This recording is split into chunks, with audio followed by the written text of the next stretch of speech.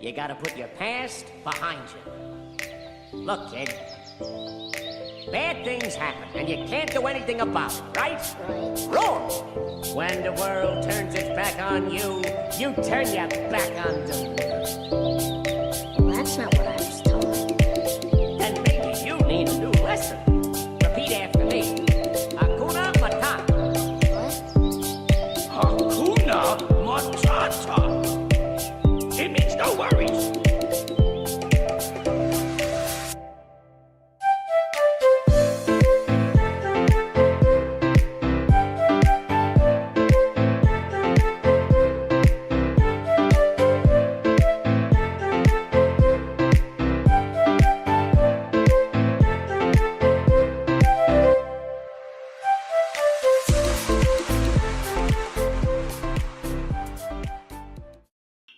To find the area between two curves, you take the antiderivative from the left x value to the right x value, top curve minus bottom curve dx.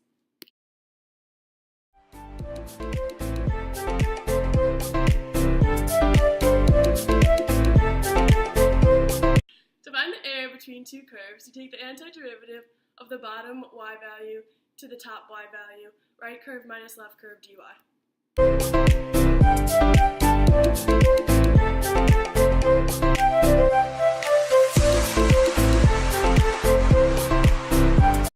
To find the volume of a solid of revolution using the washer method, you do pi times the antiderivative of the top curve squared minus the bottom curve squared from a to b dx.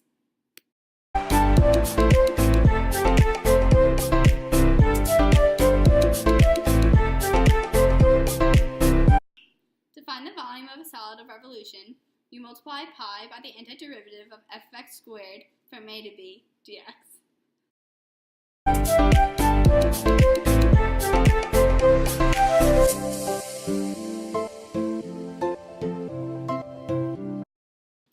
To find the volume of solids with known cross-sections, you take the antiderivative of the area of the cross-section from a to b dx.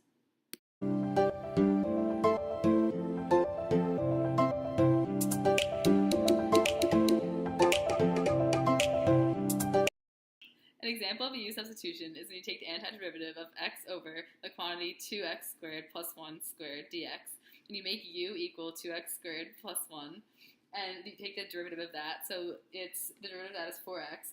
Then you cross-multiply to get dx by itself, so dx equals du over 4x. Then the x's cancel out, so you have 1/4 the antiderivative of 1 over u squared dx. Then the antiderivative of 1 over u squared is 1 over u plus c times 1/4, and then you replace u with the original u value, which is 2x squared plus 1, so it is 1/4 times the quantity 1 over 2x squared plus 1 plus c. Repeat after me. Hakuna Matata. Hakuna Matata.